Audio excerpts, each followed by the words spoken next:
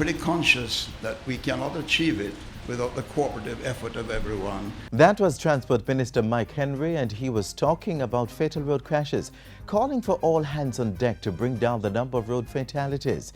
We here at the GIS join his call because we all have to play our part in ensuring that no lives are lost on our roads.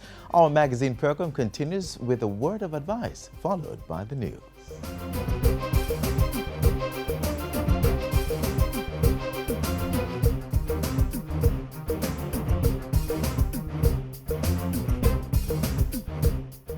On our roads, remember, take time, be courteous, drive good, walk good.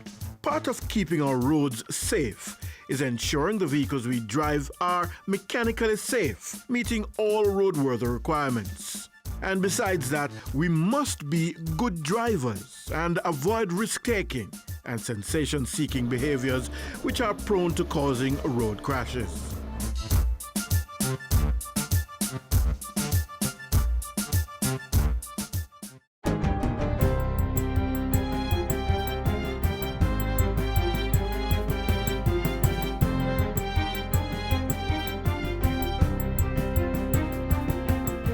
Good day, I'm Tamara McHale, and this is your GIS News for Monday, June 13. The National Works Agency, NWA, is gearing up to implement a multi-million-dollar flood mitigation program in 4 western parishes. The work is in preparation for the 2016 Atlantic hurricane season, which started on June 1. Approximately $14 million will be spent cleaning several critical drains in flood-prone areas of Trelawney, Westmoreland, Hanover, and St. James. Among the drains that are being targeted are those along the Shettywood Main Road in Hanover, the Margaret Gutter in Westmoreland, the North Gully in St. James, and the Troy Drain in Trelawney. A draft submission has been prepared seeking Cabinet's approval to purchase new buses for the Jamaica Urban Transit Company, JUTC. Transport Minister Mike Henry made the announcement as he contributed to the sectoral debate last week. He said provision had already been made in this year's budget to add 35 new buses to the JUTC's fleet.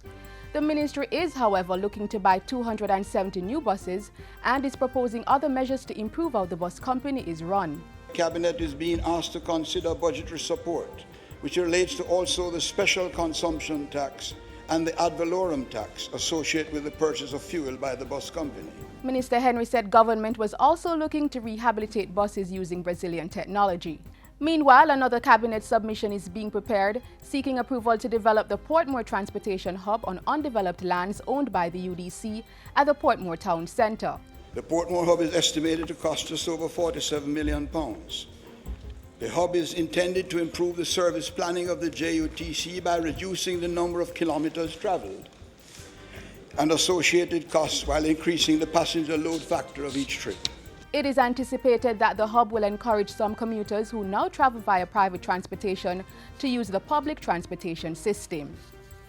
$30 million has been allocated by the Ministry of Education, Youth and Information to reactivate an early stimulation program for children from birth to age 3. The program is being implemented in partnership with the Ministries of Health and Labour and Social Security. It's intended to intervene in the lives of children before they enter the formal education system to determine if they have any special needs. State Minister Floyd Green made the announcement in Parliament last week. This will go a far way in positively impacting the early brain development of our children. The research is there. Now it's time to act. We are changing the game.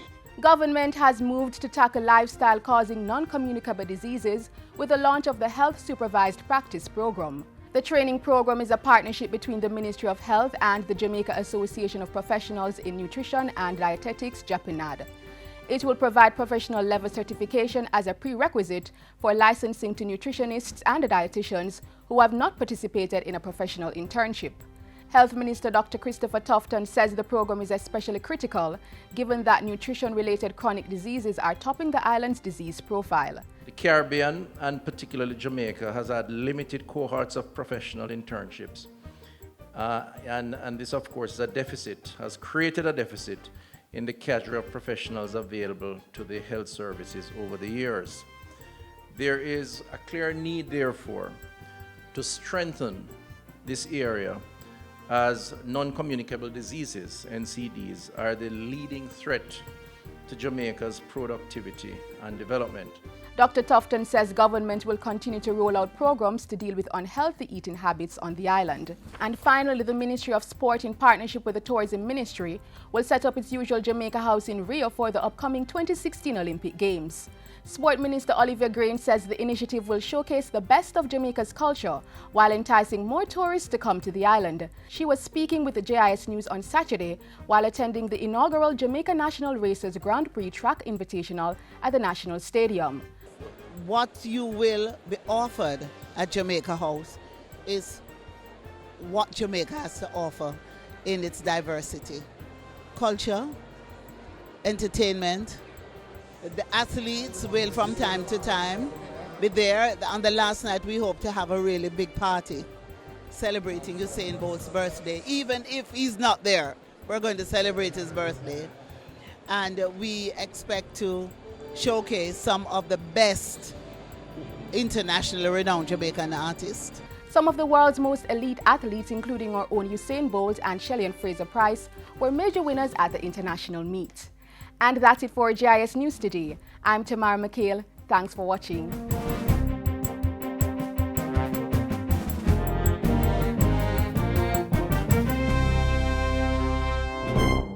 This is the Aedes aegypti mosquito that spreads the Zika, chikungunya, and dengue viruses. Protect yourself from the bite of this mosquito. A message from the Ministry of Health. Positive outcomes of the 7th Association of Caribbean States Summit. Prime Minister remembers Gary Spalding, and cleanup campaign launched in West Central St. Andrew. Just some of the news stories coming out of the office of the Prime Minister. The details next.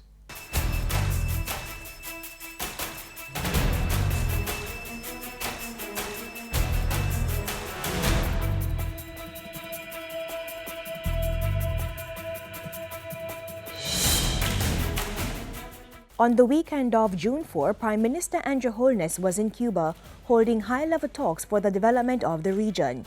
Jamaica and other members of the Association of Caribbean States adopted the Havana Declaration and Plan of Action. Over the next 2 years, the association will be addressing sustainable tourism, trade relations, transportation, culture, education, and transnational organized crime. These factors continue to undermine law and order, impede our economic growth prospects and social development. They disrupt our valiant efforts to achieve sustainable development and derail the general recognition of the Caribbean as a zone of peace, a commitment we undertook during our second summit in 1996. The Prime Minister was in Parliament Tuesday giving an update on his successful assignment to the ACS Summit. While attending the summit, Mr. Holness strengthened relations with Cuba, Trinidad and Tobago, Costa Rica and the Netherlands. Bilateral talks with the Cuban president centered on trade, culture, tourism, education and tackling climate change. Commitments were made to share expertise on rising sea levels and language training. Immigration, oil prices and trade were the main talking points when Prime Minister Holness met with his Trinidadian counterpart.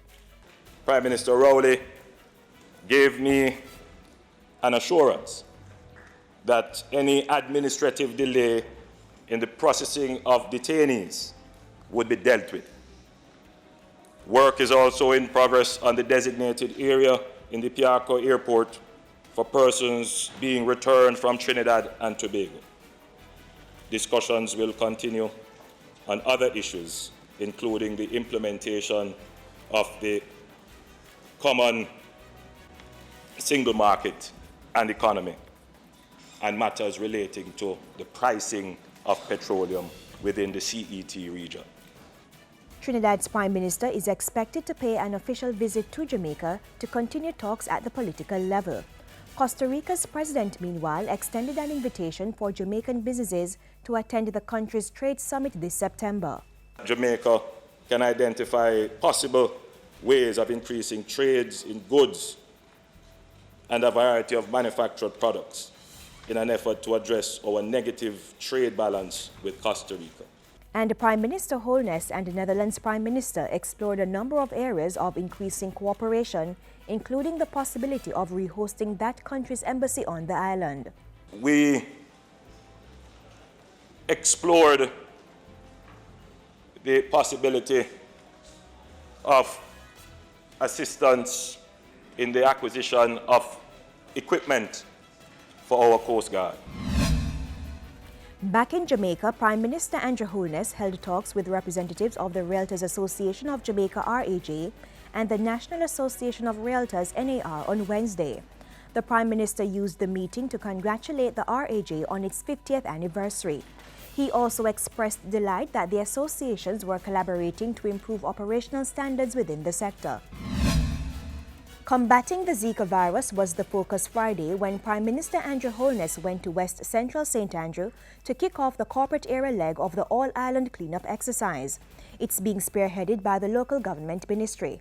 The 5-day exercise will see the ministry collecting solid waste and ramping up its education campaign in its fight against the Zika virus. Prime Minister Holness encouraged the citizens to help in the cleanup effort. It is very important that each and every Jamaican takes the protection of their health as their personal responsibility. So look around your house, see what is there that is collecting water, and take the necessary steps to ensure that no mosquitoes are breeding. The government is doing its part. Join us and do your part. Upon hearing of journalist Gary Spalding's passing, Prime Minister Andrew Holness issued a statement hailing Spalding for his sterling contribution to the media fraternity. The Prime Minister said Jamaica had lost a dedicated and important contributor to national discourse whose professionalism, fairness and knowledge was admirable. Mr. Holness called on his family to be proud of his rich legacy. On Sunday, Prime Minister Andrew Holness gave the assurance that the security forces were getting government's full support in dealing with gun violence. This after the announcement of an increase in joint police and military operations in Western Jamaica. While expressing government support and prayers to all victims of crime, he also extended Jamaica's condolences and support to the government and people of the United States as they deal with the worst mass shooting in their history. And that's it for Jamaica House Weekly. Be sure to join us next week for more of the news coming out of the office of the Prime Minister.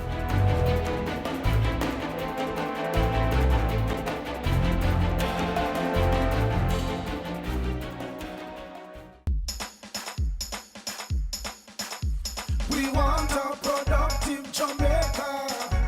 We are not productive Jamaicans. Productivity to move forward on this land. Productivity, that's the way to go, we should understand. Productivity is the way to go for all us Jamaicans. Small business, big business, old and young, we are tell every woman and man. We want growth and prosperity for a better nation with a building plan. So we can build our product and sell our product and put more money in our hand.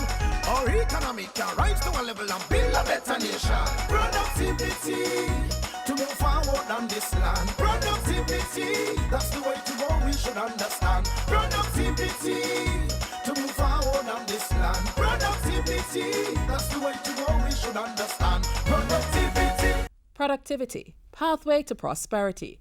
A message brought to you by the Jamaica Productivity Center, a department of the Ministry of Labor and Social Security.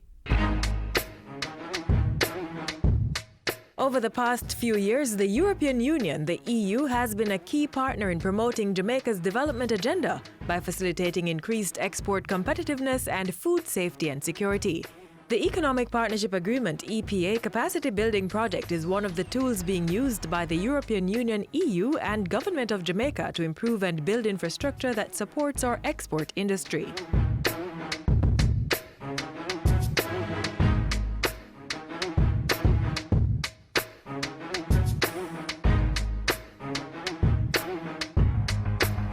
The EU-funded project, which is being implemented by the Planning Institute of Jamaica, PIOJ, seeks to improve our nation's productivity and output in agriculture, resulting in economic growth. The LEPA agreement, Economic Partnership Agreement, was signed in 2008.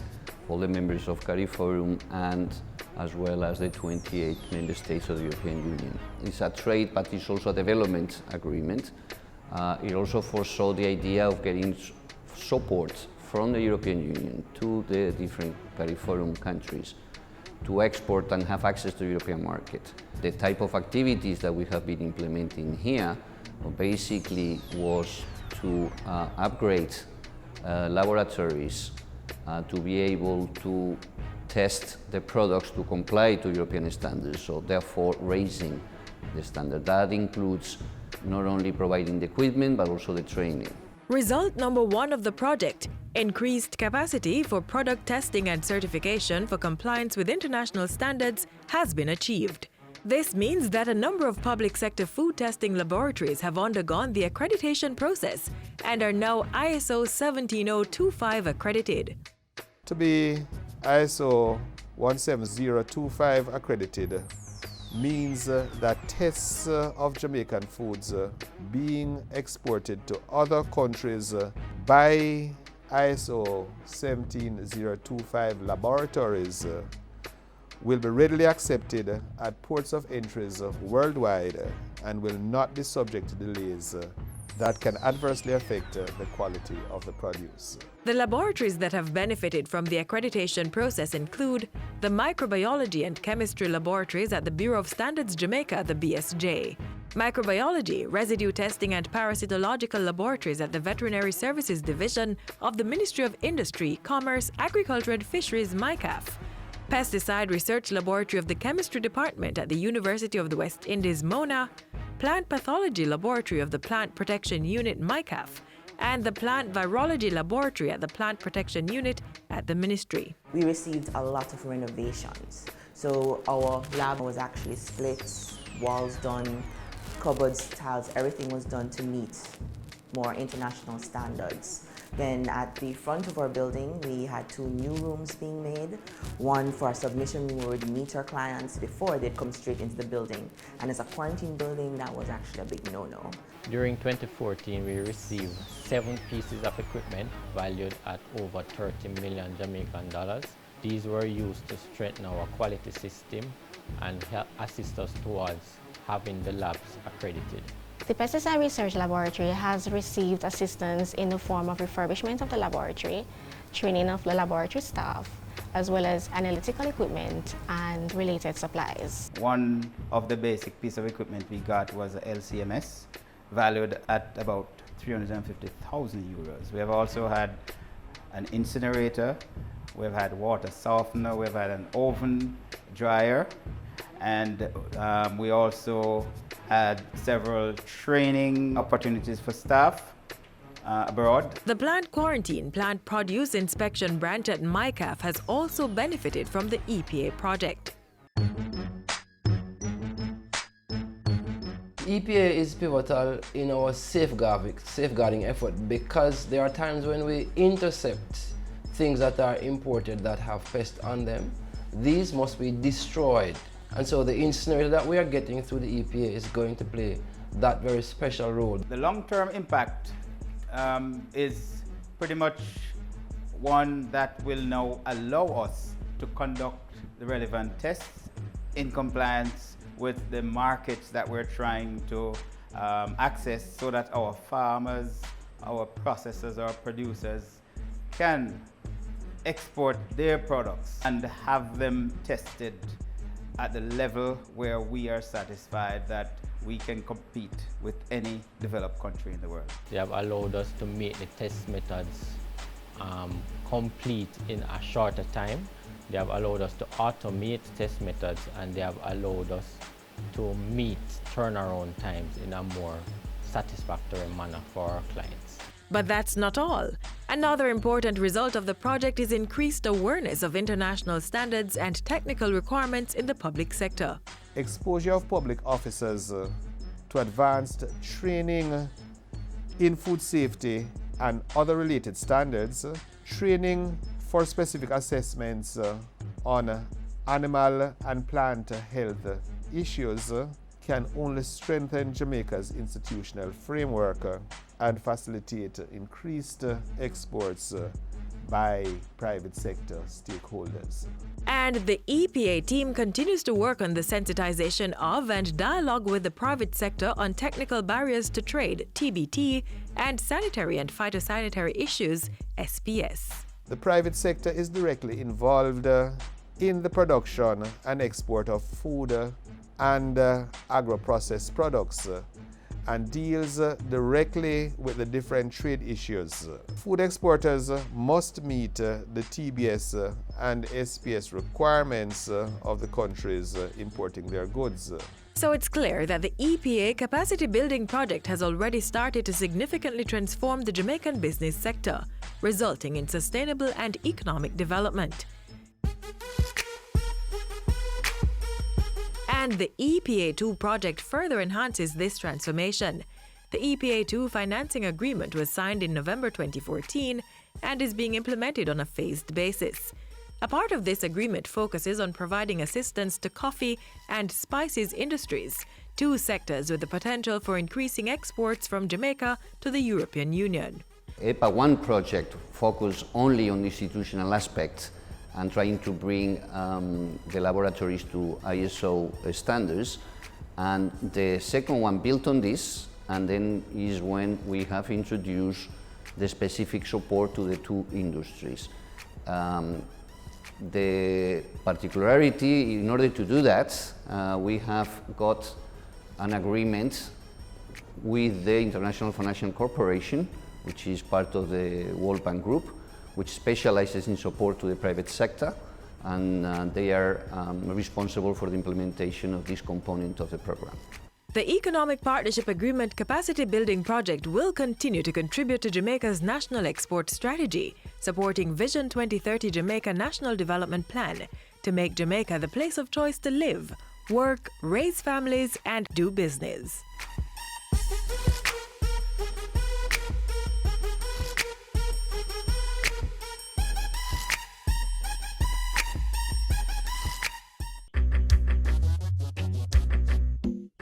Nutritious food, succulent dishes, superior workmanship, and excellent service.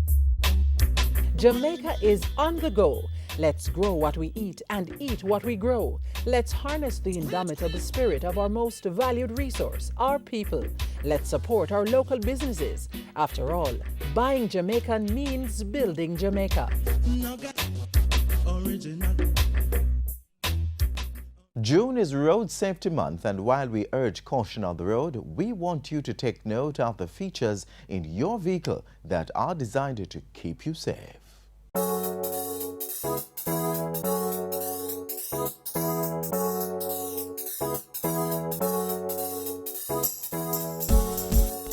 These are a few of the features that help make the vehicles we travel in each day safe for motorists and passengers. Hi there, I'm Alison. In this edition of Road Scholars, we explain some of the passive and active safety features of the car and how they help to prevent and minimize injuries.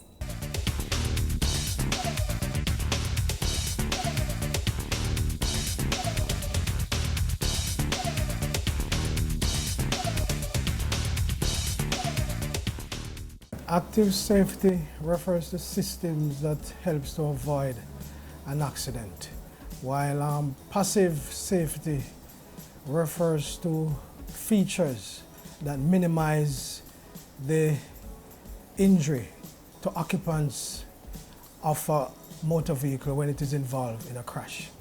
These active safety systems are the steering and the braking of the motor vehicle that are operated by the driver, while the passive safety features are like the airbag and seatbelt that is activated by the vehicle itself when it is involved in a crash. And speaking of a crash, it is important to buckle up at all times, because not only does a seatbelt save lives, but it helps to prevent lifetime and long-term injuries. It's very important to wear the seatbelt.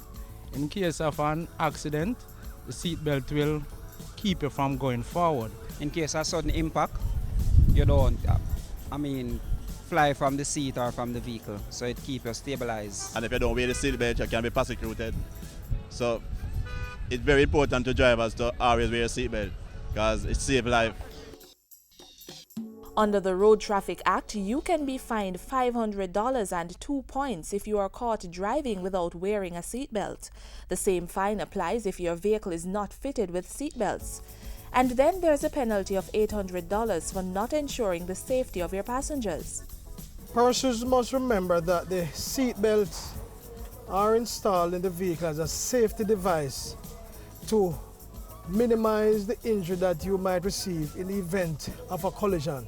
So persons who are wearing the seatbelt in this fashion, right, this is not the correct way. The seatbelt must be worn right across your shoulder.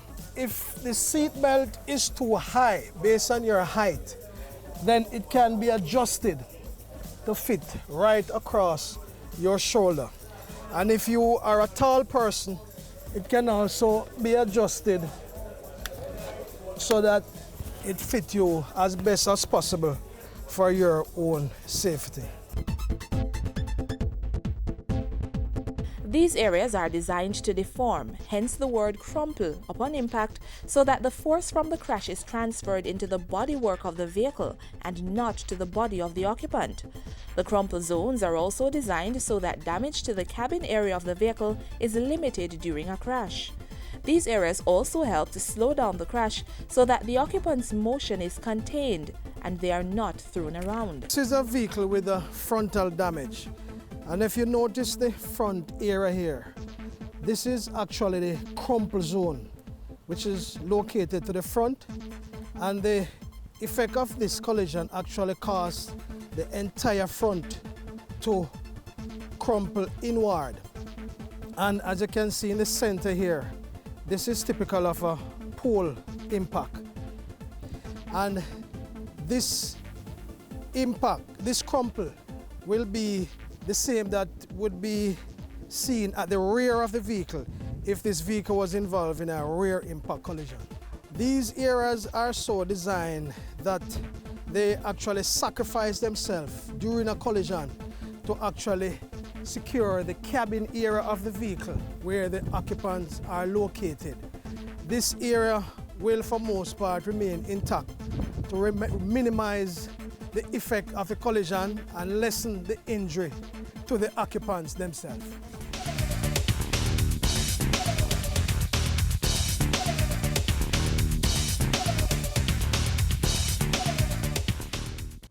Hurricanes can strike at any time. In the event of one, be prepared to act quickly.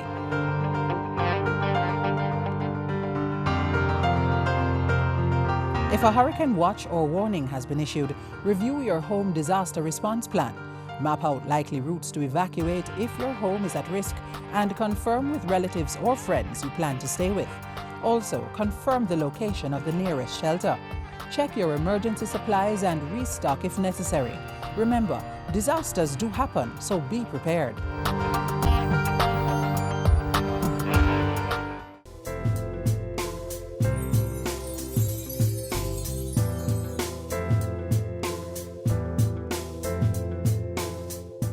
And that's it for today's edition of Jamaica Magazine. Catch up with us online. We're on Twitter, Facebook and YouTube. There's also a dedicated website to get up-to-date information about all things Jamaican. And what's more, you can now keep in touch while on the go with our app from the Google Play Store. On behalf of the entire team here at the JIS, I'm Adrian Atkinson. Thank you for watching.